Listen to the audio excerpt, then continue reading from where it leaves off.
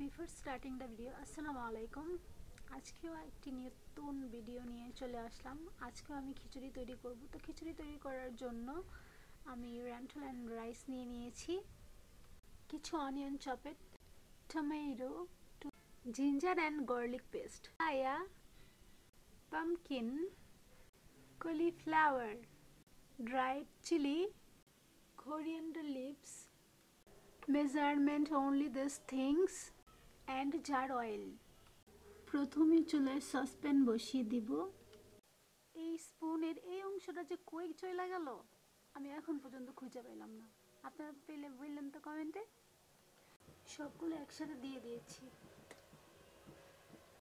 Sautéed করার জন্য এই ফিশটা নিয়ে নিচ্ছি।